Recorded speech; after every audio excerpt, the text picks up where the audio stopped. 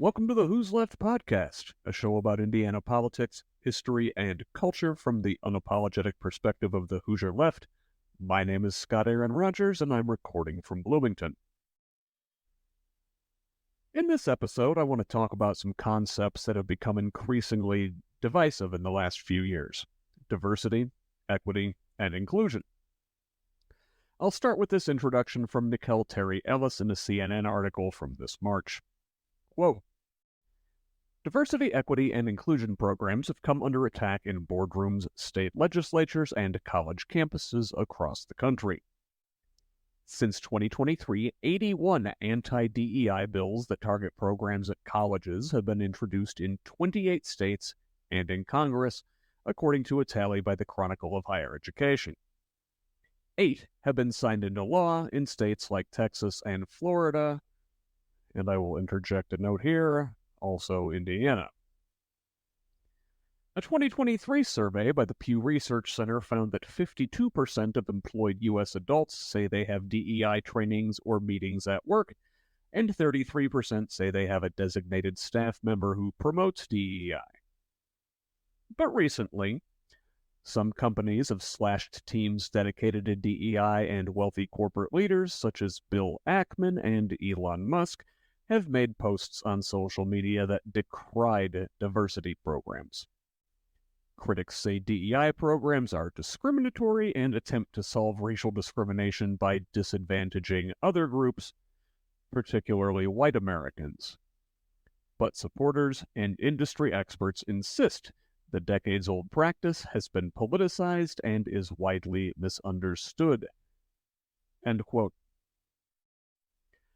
Later in the article, Ellis talks about the history of such efforts which go back decades. Quote, the Civil Rights Act of 1964 outlawed employment discrimination based on race, religion, sex, color, and national origin. It also banned segregation in public spaces like public schools and libraries. Title VII of the Civil Rights Act established the Equal Employment Opportunity Commission, the EEOC, which works to eliminate employment discrimination. In the 1960s and 70s, employees began filing discrimination lawsuits with the EEOC, and many companies began incorporating diversity into their business strategies by providing diversity training, according to a 2008 report published in the Academy of Management Learning and Education.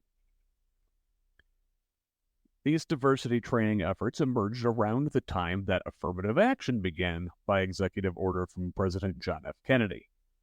Although the two concepts may seem similar, affirmative action is different from DEI because it required federal contractors by executive order from the president to treat all applicants and employees equally based on race, color, religion, and sex. Colleges and universities also used affirmative action to boost enrollment of students of color at majority white schools, but last year, the Supreme Court gutted affirmative action, ruling that race-conscious college admissions were unconstitutional because the court is dominated by 6 far-right religious extremist racist ideologues. End quote. Okay, I added that last part.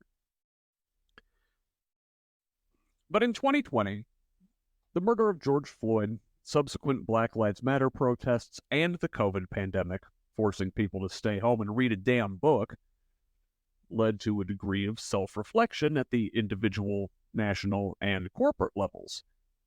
This prompted many organizations to implement DEI programs for the first time or expand existing programs. As is often the case in the Trump era, the backlash was swift, fierce, and wholly contrived. Far-right propagandists and agitators latched onto concepts like critical race theory, DEI, and the decades-old black slang term woke as useful cultural wedge issues. Hundreds of school board races and the successful campaign of now Virginia Governor Glenn Youngkin demonstrated the political usefulness of this tactic. So that kind of sets the table, gives you an extremely brief history of DEI programs, where they originated, and why they're in the mainstream discourse now. Today's guest is one of the best in the business, and I consider myself incredibly fortunate to count him as a longtime friend. Eric Lubb spent the last 9.5 years as Director of Staff Diversity and Inclusion at the University of Notre Dame. Prior to that, he spent 10-plus years as Director of Diversity Education at Indiana University Bloomington, where I catered countless events for his office while working in the hospitality industry. In the upcoming interview, Eric and I dive into his youth growing up in distinctly not diverse locales and how that led him into his chosen field. He will explain the concepts of diversity, equity, and inclusion. We'll talk about the different approaches taken by a large state university and a private religious school, and the challenges of navigating both environments. Finally, we'll turn to the post-2020 backlash, its effects on Eric and his peers in the field, and the future of DEI programs. But first, I want to tell you a little story. A couple months ago, a friend of the pod, Jesse Brown, Indianapolis City Council member and all-around good guy, had me up to the Circle City to attend a 2-day training session conducted by a cadre of former Bernie Sanders field organizers. I learned a lot, had a great time, and met lots of new people. I can't thank Jesse enough. Spencer, the guy leading the training, opened with a famous and often misattributed quote from first-century Jewish scholar and Rabbi Hillel the Elder. "If I am not for myself, who will be for me? If I am only for myself, what am I? If not now, when?" And that hit me, because, in a way, I had asked myself these very questions before starting the HoosLeft project. If I am not for myself, who will be for me? I've struggled with poor self-esteem most of my life. I've made bad decisions overcompensating for it. And with the help of a therapist, and in a perfect world, everybody would have access to those kind of mental health resources. I'm still working on it. But speaking up for what I believe and publishing, putting myself out there vulnerable to the world, was a pretty good start. If I am only for myself, what am I? And this is the crux of it, right?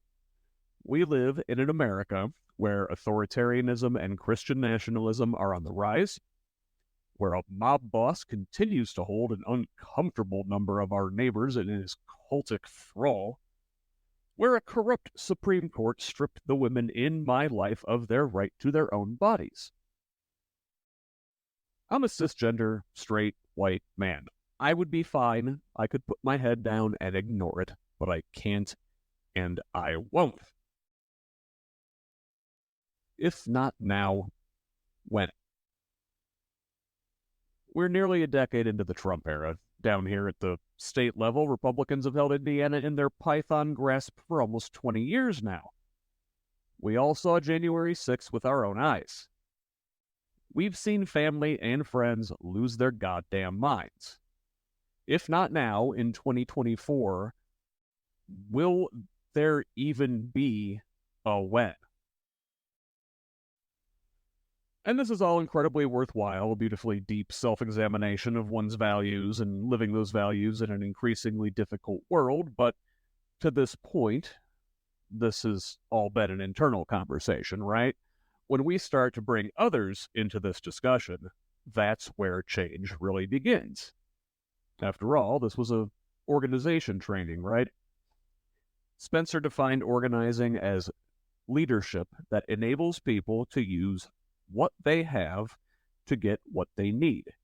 And he used a mnemonic device, the 3 Ps, to drive the message home. Who are my people? How can we organize to exercise power, which Dr. Martin Luther King defined as the ability to achieve purpose? And that's our 3rd P, purpose. a specific, concrete goal.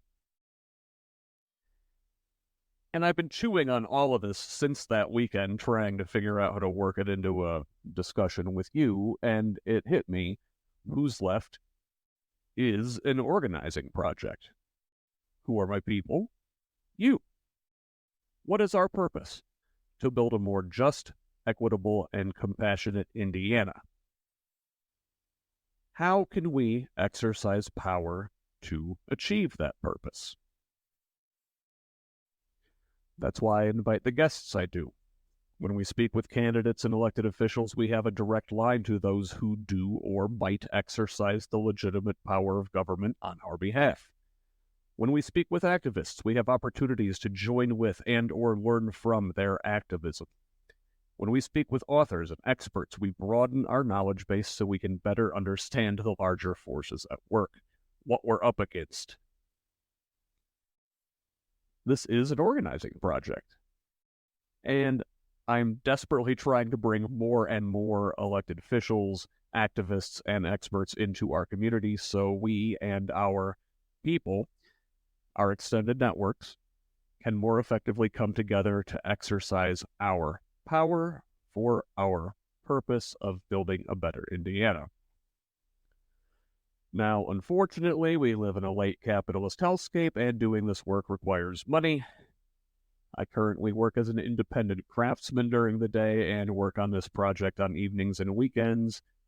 I would love nothing more than to be able to do this work full-time to build our network of committed Hoosiers and allies. If you can, help me out with a paid subscription at scottaaronrogers.substack.com. For $5 a month or $50 a year, you can help me push our state in a better direction, and maybe if we reach critical mass, I can put down my tool belt and devote my full time to you, to this project, and to Indiana's future. I don't really put anything behind a paywall because, as author Sarah Kendzior says, it's not cool to paywall political content in a political crisis. I believe in open access to information, and your support helps make this knowledge freely available to all Hoosiers. So please, before the interview, if you have the means, pause right now, go to scottaaronrogers.substack.com and subscribe at the paid level.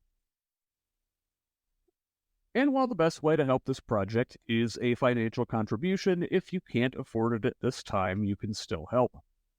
Subscribe at the free level over on Substack. Set your favorite podcast player to auto-download new episodes of the show. Rate and review the show on whatever platform you use. Follow me on social media at facebook.com/HoosLeft. That's HOOS left. I'm also on Blue Sky at the same handle. On Instagram, Threads, and Twitter, I'm at ScottRog78. That is SCOTT78.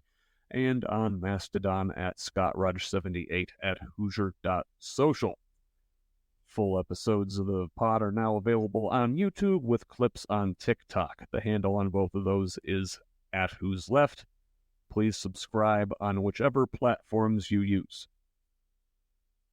But most importantly, share our message. Forward the articles to friends, family, and colleagues. Don't just like, but share on social media. Invite others to this community of Indiana leftists. Nobody is coming to save us. We've got to do it ourselves. To those who have joined this community already, especially those paid subscribers, you fill my heart and have my sincere thanks. And to everybody, thanks for listening. Now here's my interview with Eric Love. Eric Love, thank you so much for joining the HoosLeft podcast. It's good to be here. Yeah, it's good to see you, and happy to. I'm so glad we can finally get a chance to do this. I've been trying to make this work for like a year. It has been a process. So I've known Eric here for a long time, but why don't you tell our listeners here about your background? Who are you? Where are you from? And what brought you to Indiana? Yeah, absolutely. So my name is Eric Love. We met when I was working at Indiana University. I was the director of staff, diversity, and inclusion on campus for 10 years, and I was a doctoral student a few years before that. I never finished my PhD, although people love to call me Dr. Love. It does have a nice ring to it, but it's I did not finish. So I I've done diversity and inclusion work my entire life, and I feel like I'm inherently made to do this type of work. I come from a diverse background, so I'm biracial and bicultural. I'm biracial because my father was African American. He passed away 8.5 years ago, and my mother is white. I am bicultural because my father was from Osceola, Arkansas, and my mother is from Liverpool, England. And I grew up in England and Idaho. And when I when I tell that story, people just laugh. Like somehow England and Idaho is hilarious, and it is. Um, and growing up in Idaho, the black population in the entire state was 0.29%. So not 1%, not a half of 1%. I mean, I knew More African American. Idaho was not terribly diverse, but I didn't know it was that. Wow. Yeah. So definitely more Latinos, like the Hispanic, Latino, Latinx population, and certainly Native American, Indigenous people. There were more of those diverse populations, but not African Americans. And of course, then I moved to Indiana, so the black population in Idaho took it. It has recovered now. It's 0.8% now. So yeah, growing up in Idaho, being a vast minority, I would ask a lot of questions, and I'd meet people, and they would say, like, "You're the first African American I've ever spoke to," and I would think, and this was like in 5th, 6th grade, I would think, if I'm the first, however this goes will determine how they treat the next one. Yeah. Right? Well, So I always wanted to make sure that it was a positive. I took on this responsibility as a kid, so I always thought this how yeah. So this interaction has to be positive. So I'd answer their questions like, "Do you sunburn? Does Velcro stick to your hair?" I know I kind of look bald in online, but I still have a lot of hair in the back. But Zoom always makes me look bald. People are like, "Oh, you got your hair." I'm like, just to receive. Not yet. I have a comb over if I need it. But so yeah, then after I got a bachelor's degree at Boise State University, a master's degree in counseling with an emphasis in student affairs at Idaho State University, where I worked for 5 years. And I decided to work on a PhD, which brought me to Indiana University. Charlie Nelms offered me an internship or a fellowship, and so that's what sold me on IU. Also, my fraternity, I'm a member of Kappa Alpha Psi. We were founded at Indiana University in 1911. So there was some really powerful pulls to IU, and absolutely love IU, and I love Bloomington. It was an amazing experience, the best job I've ever had. And our paths crossed at probably me doing some of the best work I ever did with open mic nights at Buffalo's. But yeah, that's a little bit of my background. I'm the youngest of 6 kids. My father passed away, as I mentioned, and my mom, after 6 years of living on her own, I convinced her to move here, and so she lives with me now. Did you think growing up in Idaho and being in a maybe not terribly diverse environment sort of pushed you into doing what you do? Absolutely. One, I think as an undergrad, like I mentioned, just being a diversity educator, even as a young, in elementary school, junior high school. But at Boise State University, I got involved in cultural student organizations. So like the Black Student Alliance, there was a Native American group called Dama Soko. There was Mecha, which is a Hispanic Latino group. And I got involved in all of those. And then I worked in an office that served the student groups. And so I got to work with all of them. And I just loved it. And then I got in student government. I'm like, I love college. I'm never going to leave. and I didn't. So I just... graduated, but then I got jobs at a college or university. So I've had three major jobs in my whole career, and they've all been in D&I. Okay. So So now, and you use the term, you say D and I. Sometimes you hear DEI. Um, Mhm. so before we go any further, I guess I want to say let's define those concepts like Sure. diversity, equity, and inclusion. We'll define those concepts, especially as they relate to an organization like a university or a business. Yeah.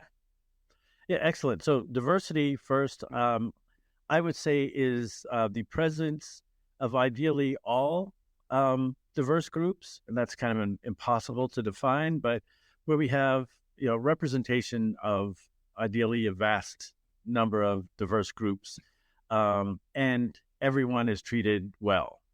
I would say that's kind of simplifies it, but it's a presence of diversity. It's a presence of difference, a presence of people from different ethnic groups, different abilities, different genders, all of the above.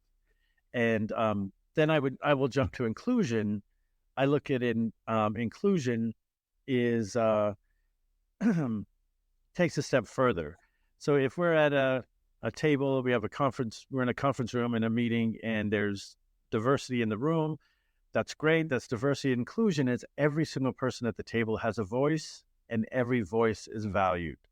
So inclusion is people feel valued, they feel welcome, they feel like they belong, they're treated well, and so that's kind of that's how I would define inclusion. Uh, I've most recently been at Notre Dame for nearly 10 years, a huge college sports campus. And so to use a sports analogy, maybe diversity is who's on the team, inclusion is who gets to play, right? If that helps. Then equity, and I usually say DNI, diversity and inclusion, because I worked in a structure where there was a separate office for institutional equity in human resources at Notre Dame. So we had um, associate vice president of the Office of Institutional Equity. And so while we worked together, equity was not in my portfolio. So diversity and inclusion was. But equity is the assurance that everyone has equal opportunity, has access to advancement, access to tools that they need to advance and to do their best work. And so that has to do with equity in pay, equity in opportunities for advancement and training. Yeah, all of those things. And equity also has kind of a social justice slant to it too. Make sure that that justice is social justice is looked at, parity in pay, opportunity, all of those things. Hopefully, I'm explaining it well. Yeah. No, it's just good to so we're all on the same page. You and I and our listeners sort of understand what all these different terms mean. So, well, tell us a little bit. Rewind.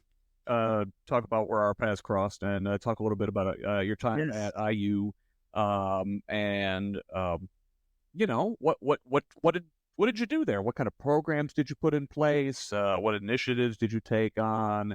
Did you run into any problems there?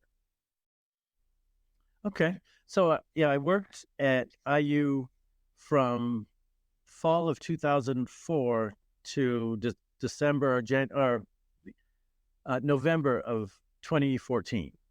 So it was 10 years, just over 10 years. And my job was director of diversity education.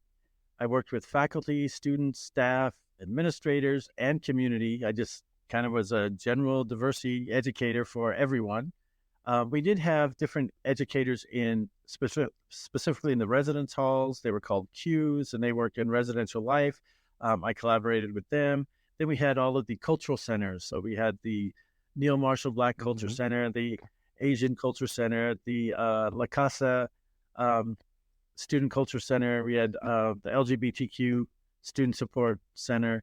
There was a Native American one. I also worked with the Halal Center for Jewish Hillel for Jewish students.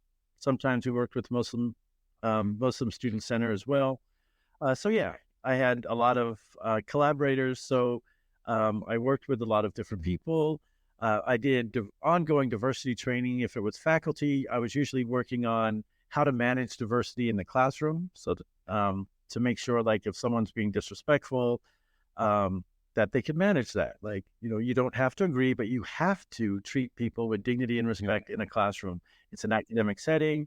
This is the one place where you are assured to be able to have civil dialogue, even when you disagree. So just teaching faculty how to manage diversity in the classroom and make sure that they set the tone in the very beginning of the class on how students will engage in difference and differing opinions. Push back on that stuff? No. However, none of that was required by faculty. So usually faculty would request me if they would have me come in if they needed help. So no one was there that didn't want to be there. Okay. No. Sometimes I did some workshop for faculty with other collaborators, but for the most part, faculty would seek me out just as a consultant. Staff, I would offer maybe 1 or 2 classes a year, and maybe 12 people would sign up for those, and they had to do with diversity and inclusion. We would talk about multicultural competencies, define diversity in related terms, the benefits of diversity. We don't really talk about that enough. It's like diversity is good, like this ethereal concept. We need more diversity. Why? So we would talk about some tangible reasons why diversity is good. And there's certainly a business case scenarios where companies with more diversity bring in more revenue. People with women leaders and people of color in leadership roles bring in more revenue. They're more innovative, creative, all of those things. So there's definitely a business case. Then for students, when students see themselves reflected in staff and faculty, studies out of NESE, which is at IU, the National Survey of Student Engagement, which is at IU in Bloomington. They came up with a study that said students persist and graduate at higher rates when there are more diverse environments. It doesn't mean that you can't be successful if you're a diverse student in a less diverse population, but generally speaking, diverse students do better in more diverse populations. And then other studies show that diversity on campus is beneficial for all students. Just to see, we have white students, like that might be from Idaho. I grew up in majority of predominantly white areas. Like, it's good for them to help them prepare for a increasingly diverse workforce and neighborhoods, living, companies, all of those things. It prepares you for life, which is getting more increasingly diverse. From there. Yeah, well, that's a good breaking point, I guess, because I was going to ask about Notre Dame. Now it's dependent on how fast you drive. It's maybe 3 hours from Bloomington to South Bend, but culturally the campuses have got to be like completely different. Absolutely. Although I'd say kind of equally beautiful, but in different ways.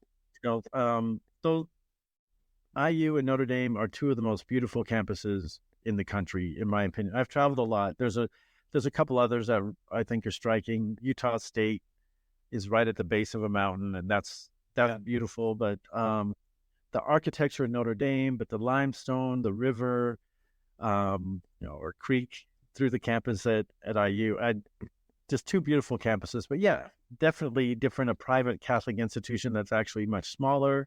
8,000 undergrads, 12,000, and 4,000 graduate students for a total of 12,000. And those numbers have been increasing a little bit over the time that I was there, where IU, when I left, was at like 43,000 students, and it might be much more now. So yeah, so very, very different. IU generally pretty liberal, and some would think that that Notre Dame is like just super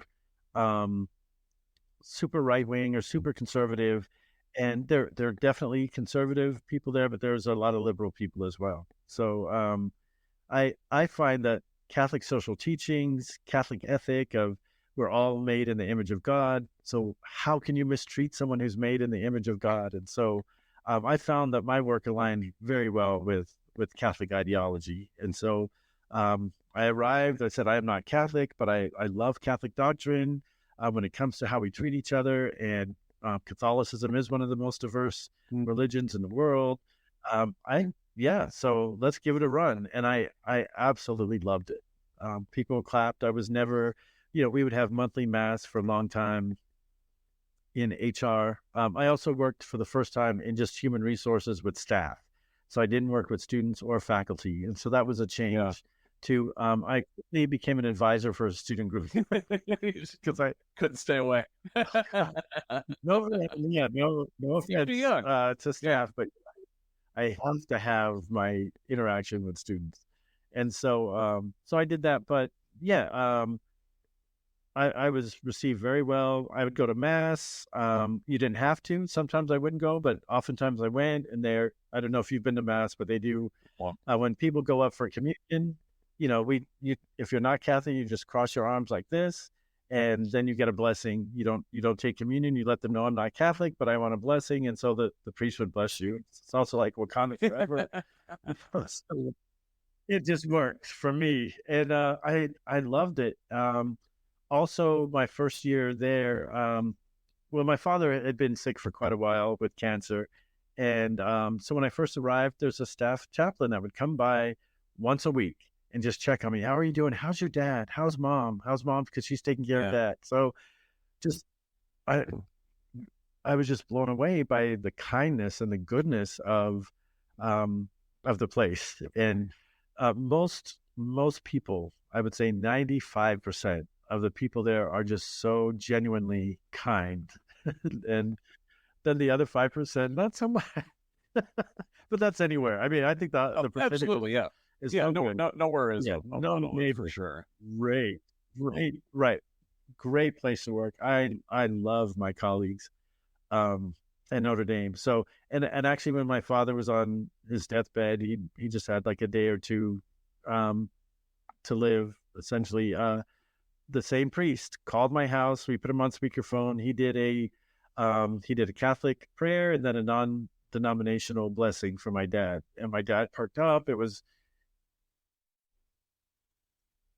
a moving experience. So that's one of my favorite moments of being connected with Notre Dame, was having Father James Brackey. He's since retired. He's still here, but when my mom moved here, my mom adopted him. He had lost his mom, so my Father Brackey is now my brother because he was. My mom just kind of adopted him, so we need to have him over for dinner soon. It was a great transition. One thing I loved working in human resources, I asked my boss, "Can I mandate training for staff?" He said, "Absolutely, yeah. Like, let's go." So I mentioned earlier, I would train like 12 people a year, or maybe 24. I trained over 5,000 people at Notre Dame in the last 9.5 years, and it was mandated, it was required. Sometimes there was a pushback, but we'd just get them to come anyway. There could have been a few people that fell through the cracks, but we trained a vast majority of all staff. I remember someone said, "I don't need your training. I have a grandson who's part Japanese, and so I'm immersed in diversity all the time. I don't need your training." And I'm like, I know, but just think how much you can bring to the table if you're in there sharing stories about your family. It would be so impactful if you came and just shared, so I got them to come. But yeah, you don't become anti-racist or a diversity expert by proximity. Yeah. You actually have to work at it. So we had some pushback, but for the most part, people really, really loved the workshops. And I think one part of my approach is I have been to workshops. I'll over-exaggerate just to make a point, but the presenter might go to the front of the room and say, "Welcome, today we're going to talk about diversity and inclusion, diversity, equity, and inclusion. we're going to find out who amongst you are racist. We're going to deconstruct racism, find out who amongst you are racist. Ma'am, you look like you're probably racist. And like, it would be like, what? And they would just run, right? I've been in workshops where it was so uncomfortable, people would get called out. So I over exaggerated for a point. That's not my workshop. I like to ease people in. We do some icebreakers. We define diversity. We start to move in, and I think sometimes if we're talking about microaggressions, people can say racist things without themselves actually being racist, or sex, like I'm not sexist. I just said, no, relax. Nobody said you were sexist, but what you said was offensive to several people. So, that doesn't define who you are, but we need to make sure we don't do that again, because that's inclusion. We want them to feel included, and the microaggressions are an excellent way of getting people to not feel valued or welcomed or included. So, and microaggressions are just small acts of indignities or comments, slights, snubs, that give you messages to underrepresented groups that you don't belong or you shouldn't be here. Yeah, and that can a lot of times people grew up in a time or a place, or it was things were a certain way where they're from, and they don't know. They come to the table with all their baggage, and it's like, oh, I didn't know that I'm not supposed to say that thing. Yeah. But so like, Notre Dame it's a unique place, right? I mean, it was a safe space where, like, you think, 100 years ago in this country, Catholics were a marginalized people, Absolutely. And then in the 60s, the university president, Father Hesburgh, walked the social gospel. He marched with Dr. King. So it's always been a very progressive place in that way. But then, on the other side, right, we were talking about like the really conservative law school. You got, Amy Coney Barrett's from there. And she's not the most conservative. She's not the most conservative at the law school. There's even more conservative. So did you run Supreme Court Amy Coney Barrett through a diversity training? I did not, because she's faculty and I only trained staff. So I didn't. I did some workshops for faculty with a colleague of mine who was the director of academic diversity and inclusion. So we would collaborate sometimes, but those workshops are not mandated. You generally don't make faculty do anything except for make faculty do anything. So she was never in a workshop. But yeah, you were absolutely right on many. There's definitely a conservative pockets here as well. A lot of that has to do with reproductive rights. Yeah. And I'm uncomfortable. I've always been kind of anti-abortion, but pro-choice. And it's just not like, I wouldn't, if I got someone pregnant, I wouldn't want an abortion. I would want us to have the child, even if I took it myself or whatever the situation might be. But I'm pro-choice. Like my personal view, I don't superimpose it on others. But being at a Catholic institution that long, when you talk to people, if you really believe, Catholics believe that a soul is in place at the moment of inception. So the very moment someone gets pregnant, there's a soul in there. And so that's why they value unborn children so much, is because they believe that there's a soul. And so when I think of that, it's like, wow, that's really deep. Like, I understand. But what I don't like is, and this isn't necessarily Catholics, but some people are pro-life until birth. Then if the child is born gay or black or disabled, then we want to discard them, and they don't have the same level of respect and love that they had as a fetus. And so what I love about the Catholic Church, and not just Notre Dame, but the Catholic Church, and Notre Dame does do this as well, but they help with adoptions. They'll pay for adoptions. They help. They have these huge adoption agencies, and so if I wanted to apply for an adoption, Notre Dame as an employee, they would pay for, I don't know what the percentage is, but quite a bit of it. So they not only do they espouse like pro-life, but they help with adoptions, and so like have the baby, and then we'll find a better home for it or whatever the situation might be. So I love when an institution actually backs it, but other people's like, oh, we have to have this fetus, and then a baby's born, and it's black or disabled or whatever, and or even poor, and we don't want to take care of it anymore. So pro-life until birth. Yes. Yeah. Yeah. So, in addition to the reproductive rights stuff, what was the state of LGBTQ inclusion on campus? Were there programs in place there? Just in general, what's the culture like in terms of inclusivity? Yeah, I think that we definitely have some challenges. We Notre Dame has some. I actually no longer work at Notre Dame, by the way, as of last week. But we came a long way together while I was there, and there's still some work that needs to be done. There is a LGBTQ student group that's called Spectrum. Oh no, it's called Prism. So Prism is like a triangle with light coming through it, and you can see the. We've all listened to Dark Side of the Moon here. Yeah. Yeah, absolutely, absolutely. And then that's maybe the best image of a prism, and then we also have a faculty and staff organization that's called Spectrum. So there was a colleague that I had at IU who was openly gay, and then he came to Notre Dame, and he wanted to start an LGBT employee resource group, and I was in charge of those. We didn't have one, so I wanted to start one. So I went to the president's cabinet, and it was the president's oversight committee for diversity and inclusion.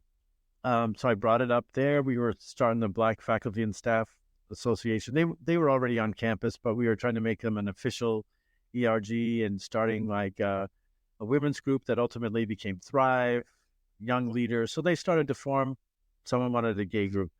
So the president, Father John Jenkins, who was an amazing guy, but very thoughtful, really smart. He's like, benchmark and see what other Catholic institutions have an employee resource group that's LGBTQ. And then, as you can expect, the ones who are more liberal, like Boston College and Georgetown, they would have it, but more conservative ones wouldn't. We're Holy Cross. We're founded by Brothers of the Holy Cross. We're a Holy Cross campus. And I've been told that we're like middle to conservative. So we're not a liberal sect of Catholicism, is what I've been told. But there's just really compassionate, caring people there. So Father John said that I think, I'm comfortable with this happening on campus as long as, he didn't ask me what the purpose of the group would. I said, I think they just want to be valued. They just want people to know they're here. They want to be valued as employees and as a part of the Notre Dame community. He was concerned that they would challenge Catholic doctrine or make protests or things like that. And at the time, I was like, absolutely not. They just want to be valued and be known that they're here. And so we got the green light and started Spectrum, and I've been a member and involved from the beginning. And they've done some really good stuff. But again, it's not without challenges. Last year, a student group wanted to bring a contestant from RuPaul's Drag Race to do a drag show at an event, a cultural event. So there's like cultural food and different performances from different cultures. But for the LGBTQ group, they were not allowed to bring a drag queen on campus. So that was canceled. But then later, an academic department sponsored a conference about drag drag culture and drag queens, and so they did have a show, but you had to be involved in the class one way or another. And there were protests outside, but there were protests of the protesters. Yeah. So it was interesting, but it was all very cordial, basically. And I wasn't in the class, so I didn't go to the show, but I love good drag shows. Drag queens are someone I have a quick wit, but I am no match for drag. Oh, queens. no. So I just, Bloomington's got a and don't, drag scene here. yeah, yeah. And don't sit in the front row at a drag show. We'll participate. So that was last year, and it sounds like things were, there was some protests, but things were generally cordial. How was 2020 with protests? Well, now I guess a lot of students were probably off campus for that with COVID, but were there? Yeah. So yeah, I 2020 was a tough. It was a tough time, but especially with, I mean, it was hard enough with COVID, but then the murder of George Floyd, and so for Juneteenth that year, the football team wanted to have a march for racial justice, and they got the permits on campus. They did a big march. They had a rally. I remember the head coach at the time, Brian Kelly, marched with them, and then they kneeled and put their fist up in the air. And I was really moved by that. And Brian, I keep looking at your picture instead of looking up at the camera. So Brian, Brian Kelly, there was a picture of, they posted that on the like ND football website. And then all these people were attacking him like, this is a disgrace. I've had, season tickets for 40 years and I'll never come to another game. And so then I would chime in and say, I've never had season tickets, so I'll buy yours, and that way we won't miss you. So, I'm like an online adventure. I don't use Eric Love as I have some alter egos that I can let people have it. I'm still pretty polite, but, like, your tickets will not be missed. I will buy season tickets. They're hard to come by up there, even after the stadium expansion. Yeah. They are, but if you work on campus, then you get a few days advance access to tickets. So, I've just lost that privilege, but I'm okay. I like to watch. My mom and I love watching on TV. Like, she doesn't like big crowds anymore. I love the tailgate. Oh yeah. Tailgate culture. Oh my gosh, tailgate culture at Notre Dame is amazing, and people are pretty friendly. I would walk by and like, hey, come over, have a beer. I don't drink, but I'll have a hot dog or a brat or whatever. And so, yeah, people were very friendly. And so I love that. Wow. Yeah. That year broke a lot of people's brains. And so, in the couple years since then, really the far right has come out and made programs like you teach, DEI initiatives, they've attacked these and made it a centerpiece of their argument. You got guys like Chris Rufo, very dangerous little weasel of an individual, and Charlie Kirk, and then you've got billionaires like Bill Ackman and Elon Musk getting in there with attacks on DEI efforts. So, like, Ackman said, quote, DEI is inherently a racist and illegal movement in its implementation, even if it purports to work on behalf of the so-called oppressed, end quote. And Musk, son of an apartheid-era South African emerald mine owner and owner of the world's most punchable face, said, quote, DEI is just another word for racism. Shame on anyone who uses it. Continuing, DEI, because it discriminates on the basis of race, gender, and many other factors, is not merely immoral, it is also illegal. End quote. What would you say to these clowns? Like, how would you get it through their thick, punchable faces that they're Why are they so wrong? Yeah. So my vote for the most punchable face is probably Mitch McConnell. but At this point, I don't know. It's like I would feel bad because yeah, not he's just too old. I couldn't actually do it. Yeah, and he can't fight back without freezing or whatever. So it wouldn't be fair. But he's been my least favorite person forever. Um, yeah. So while all these protests and marches are going, I kept saying, register and vote. Come on, register and vote. Vote. Like, get it together, organize. We have to get this together. And in the meantime, Republicans get scared. Like, the status quo is going to change. People have shifted, and now they're in favor of minorities and social justice and all this stuff. So then they start coming up with talking points to kind of degrade. The name is just the word's not popping into my head, but yeah, they're like destroying this movement, saying it's critical race theory. They're making white kids hate themselves and hate our country. They're teaching critical race theory to our kids, or turning them into drag queen. Whatever was liberal, they just started attacking, throwing things on the wall to see what would stick, and then it started to stick with some people. There were also a lot of right wing people who were in disguise in the marches, and then they would instigate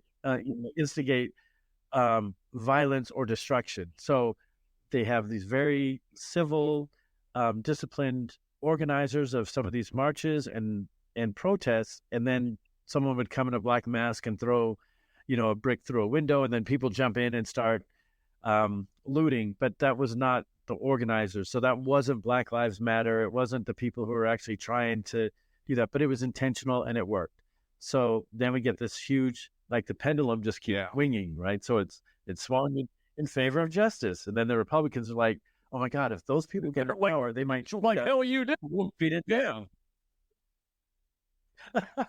Which would be terrifying for someone like, they have treated a lot of people really poorly. Mm-hmm. And so most people don't want revenge. They just want an opportunity. They just want the same opportunities, the same access to, to what makes America a great place to live.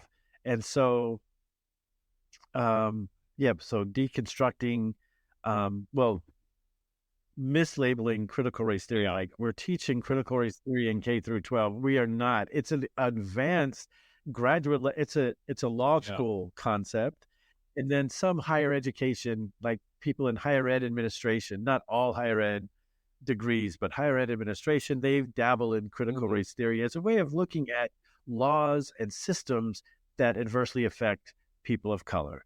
So there are some tenets to it.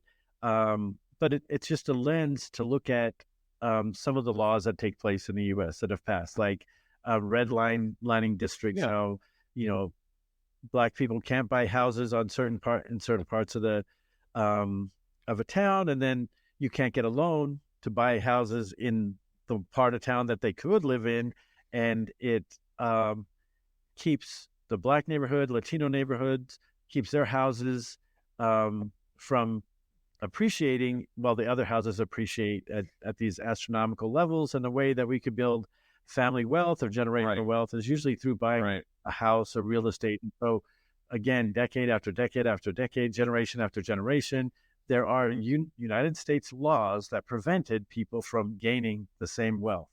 And there's just so many examples. Still feeling the effects of these things now. And that's what the critical race theory is doing, is examining all these systemic issues from that built up on top of each other over the years, and a lot of the conservatives want to say, well, hey, racism's over. We had the civil rights movement.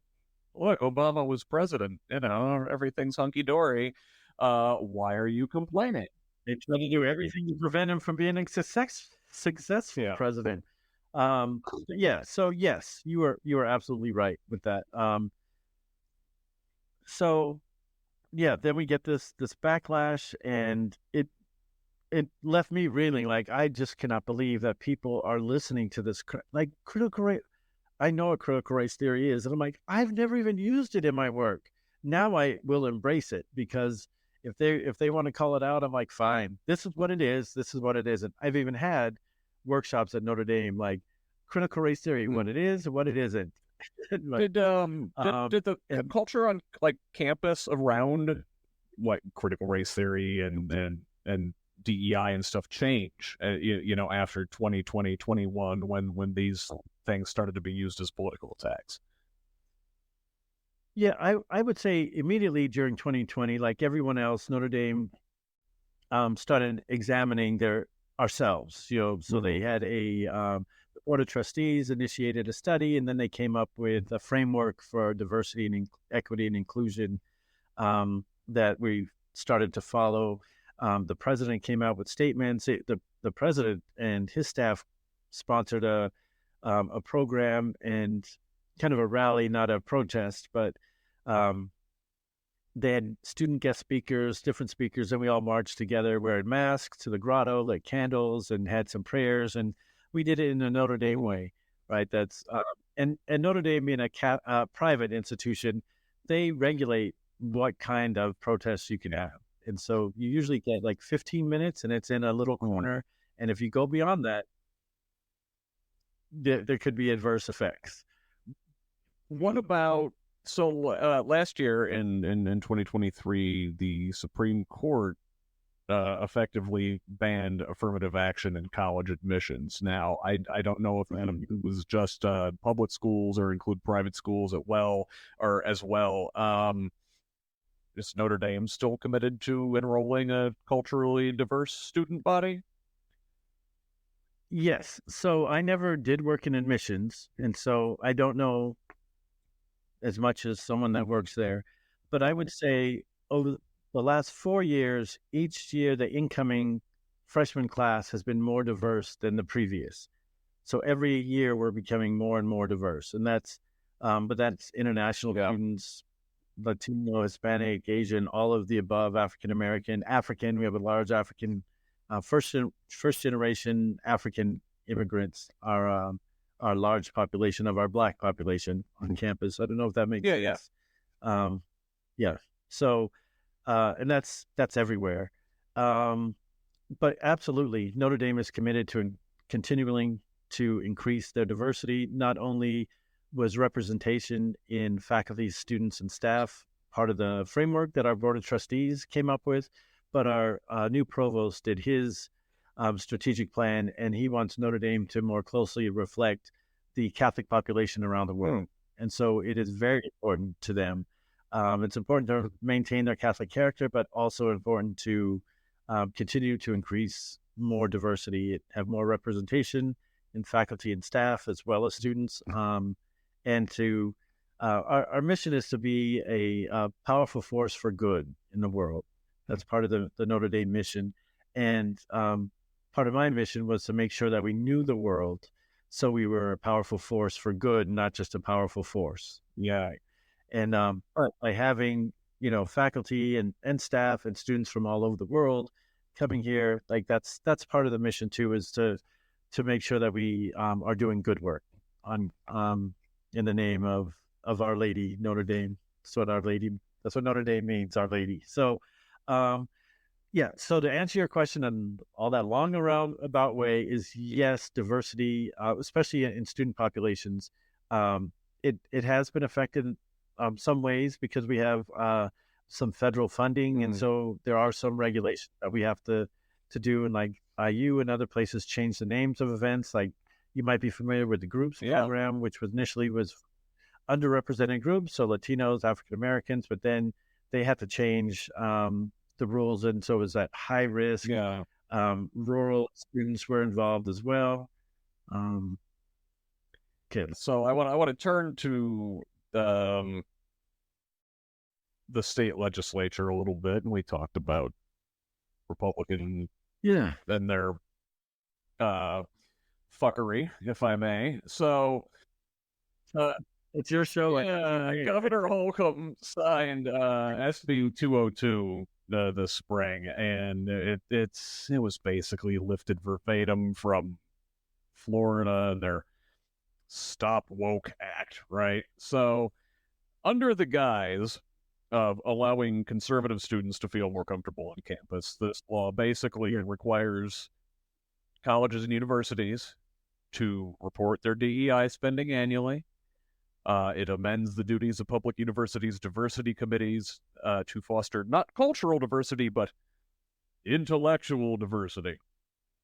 And it all but eliminates tenure and academic freedom by instituting these 5-year reviews on all faculty and whether they're meeting this intellectual diversity, right? And there's a reporting system for professors. It's a mess. So, I mean, let's be clear to what they really mean here, right? When they say intellectual diversity, they're saying that racism is equally valid as anti-racism.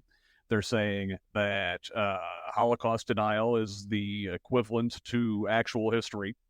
That biblical story of Genesis is just as good as Darwin's theory of evolution, and that spontaneous generation is as good as germ theory, right? Like that's intellectual diversity in their eyes, right? That this anti-vax junk is the equivalent to volumes and volumes and volumes of peer-reviewed science. That is only applying to the state colleges and universities, as I understand. Yeah. And all of the other leadership at IU and Purdue, Ball State, Indiana State, USI, Ivy Tech, Vincennes, all the state schools, came out really strongly against it. DePaul, a private school, came out against the bill, even though it doesn't affect them. Did Notre Dame take an official stance on SB 202? That's a great question. I know that some faculty were writing letters towards it, but I don't know if like Father John or if our administration did an official response. I am uncertain. Yeah. I didn't hear of it, so it could be that they did not, but I don't know. Your now former colleagues at Notre Dame may be concerned that this is coming for them? Mm-hmm. Yes, because it's so widespread. Like a lot of us had colleagues that in one day all the DEI people were fired in Florida, right? And so, and some in Texas, and so it's spreading. It absolutely makes no sense because I think that there is a concern that this is happening across the country, that it's starting to take hold in Indiana, and it's affecting our colleagues in public institutions, and who knows how much it might affect us in private institutions. What do you envision as the future of like DEI programs in university settings and colleges and in business? Are we going to get through this and still value diversity and inclusion as a culture on the other side, or is this only going to get worse? That's a great question. Part of me thinks it'll get worse before it gets better, but I do think it'll get better. But those of us who are in the trenches working on D&I, diversity, equity, and inclusion, we know the value of it. We know the results of it. We know what it really does. My work is not designed to make someone feel guilty or bad about themselves, but I also think that we need to know our history and be honest about it so we don't repeat it. We have been an absolute racist country. We have racist policies. We have white supremacist policies, and that doesn't mean that everybody white thinks that they're better than everybody else. It means that we have favored white people throughout the history of our country. And so that is real. It's tangible. It's history. It's it happened. I think that we need to discuss that. Don't forget it and make sure that we do better moving into the future. So I think that people in my field need to articulate what it means, what our hopes are, what the real purpose of DE&I is, and stop letting other people hijack the narrative and convince, poor white Americans that DE&I is trying to destroy their very souls and their, It just makes no sense what the the amount of negative that they put on things that are absolutely positive. I think for our society. Um, I'm hopeful. Maybe I'll play a role in in better articulating the purpose and the reasons and the benefits of the DEI programs. Who knows? But somebody's got to do something. It's heavy times, and I wish there's a whole lot of people that could learn a whole lot from you. Could probably Thank you. stand to take one of your courses there. I'm available. Yes, I do. You guys are meant. Indiana General Assembly Republicans, call this man. You need his services. You don't know you do, but you do. Yeah, I'll also say I have a very good friend that works for the governor. Kara Herring is the chief equity officer for the state of Indiana. We work together at Notre Dame. She's brilliant. She does great work. Even like I like Eric Holcomb. I like our governor most of the time. I've disagreed with some things. You but can do worse. Absolutely. Yeah, and I think he's a decent guy, and I think that he listens when people talk to him about these issues. Like the legislature did stuff on transgender athletes, and he, I don't think he supported that. So some things, he's a Republican, but he's not a MAGA. Like he's not ridiculous. Like he's sensible. I think he's more of a true Republican, and we can work with that. Right. So I actually like the governor. I respect him. I don't agree with everything. And my colleague, my good friend that works for him, I don't agree with everything with her, but I love what she's doing. She's making a difference. So yes, I absolutely would do a workshop. I would do a workshop for Republicans. No, I don't know. I absolutely. If they called me, I would even give them a discount. Like, let's just talk. Come on, like let's talk. We're not even talking. That's another part of the problem. We just don't communicate with each other. We don't talk. We're in our silos. We're in our algorithms online. I click all the liberal stuff, and I'm fed more liberal stuff. So we never even get an alternate view. You have to actively seek it. I can't watch Fox News, but I can read the Wall Street Journal and things like that. I like BBC America. I remember I said, what's it? Al Jazeera? Is that the Al Jazeera is probably one of the best news organizations in the world right now. Yeah. Yeah. So I'm in a meeting with people. I'm like, I like BBC America. I like Al Jazeera. Oh my God, they're terrorists. I'm like no, it's like they're not. It's a news story. It's a new, and yeah, I don't know who they thought it was, but they thought. And it's like, on one hand, all you can do is laugh, but on the other hand, it's like, oh my God, these people's vote count for the same as mine. Absolutely. Anything we didn't cover? You know what? We covered all my questions. Did I miss anything? Trying to think if there's some existential wisdom that I have. I guess I would just say, my assumption is that most of your listeners are liberal. We have to get it together, people. I'd like some substantive change. We have to be strategic. We have to get people to vote. We have to organize. We have to educate people about all of the issues really. And not just talking points, but the information behind the talking points.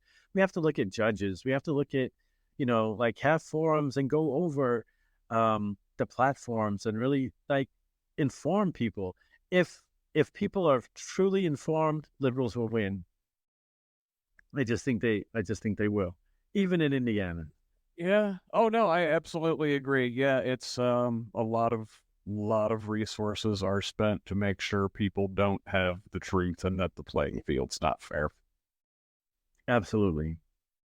So it's unfortunate. Eric, yeah, we should have one more thing. We should have election day should be off. Like nobody should have to work on election day except for the volunteers. Yes. It should be a national holiday so people can vote. It's a democracy, supposedly a democracy. So the more people that vote, the better. And we don't want that. And so I wish we could work on that too. All right, that was my last thing. It's Eric Love. Thank you so much. I appreciate all of this time that you've given me tonight. Loved having you on here on the HoosLeft podcast. So good to see you again. Keep up the great work. I appreciate you. I love you. Thank you so much. Eric. Thanks for having me. Night. All right. Take care. Absolutely. Once again, that was Eric Love. Until very recently, the Director of Staff Diversity and Inclusion at the University of Notre Dame, and prior to that, Director of Diversity Education at Indiana University. You know, it's a rare occasion when I speak approvingly of billionaires. By this point, we've all seen the meme from Twitter user Mikel Gillette. Quote, okay, how about this? No more billionaires. None. After you reach $999 million, every red cent goes to schools and healthcare. You get a trophy that says, I won capitalism, and we name a dog park after you. End of quote. Yes, that is how I feel about billionaires. But in a world where they do exist, you could do a lot worse than IU grad Mark Cuban, the entrepreneur, investor, former principal owner and current minority owner of the NBA's Dallas Mavericks, and reality TV star from ABC's Shark Tank. In a January spat on the site formerly known as Twitter with that site's man-baby owner Elon Musk, Cuban said the following about the value of DEI in business. Quote, 1. Diversity. Good businesses look where others don't, to find the employees that will put your business in the best possible position to succeed. You may not agree, but I take it as a given that there are people of various races, ethnicities, orientation, etc. that are regularly excluded from hiring consideration. By extending our hiring search to include them, we can find people that are more qualified. The loss of DEI-phobic companies is my gain. 1A, we live in a country with very diverse demographics. In this era where trust of businesses can be hard to come by, people tend to connect more easily to people who are like them. Having a workforce that is diverse and representative of your stakeholders is good for business. 2. Equity. Treating people equally does not mean treating them the same. I made this mistake for a lot of years thinking it did. Equity is a core principle of business. Put your employees in a position to succeed. Recognize their differences and play to their strengths wherever possible. It is not a hard concept, but it is not easy to implement. Most workforces don't have the depth of management to do this well. When it's not done well, it can create tension and resentment. 3. Inclusion. One of my favorite sayings is that great employees reduce the stress of those around them. Great companies create environments that reduce unnecessary stress of their employees. I'm not talking about hitting quota or getting product out the door stress, which in turn increases productivity. This is what inclusion is all about, making all employees, no matter who they are or how they see themselves, feel comfortable in their environment and able to do their jobs. Again, it's not easy. Cuban later concludes, if you don't think there is a need for DEI and it doesn't create a competitive advantage for your company, just look at the posts, replies, and quotes below. These are the same people that work for you or are your coworkers. Everyone is entitled to their point of view, but these same feelings, even if they are not said out loud, are heard loud and clear at work. End quote. And I'll link to that thread in the post's replies and quotes below. Spoiler alert, they're mostly terrible. Lots of fragile people acting like rich white guys have a monopoly on good ideas, which makes no sense. If necessity is the mother of invention, then poverty is the mother of innovation. I doubt the apartheid South Africa Emerald Mine Nepo baby ever suffered from need. And it's real rich getting a lecture on merit from guys like Elon Musk, who benefited from generations of white supremacist colonial extraction, hit on some bets with their ill-gotten house money, and then pretend wealth is the same as competence on all matters. Merit my ass. Oh, we don't need DEI. Look at all the progress we've made. Racism is over. I don't see color. They say these things in order to lock in their gains, to secure their inordinate share of the pie.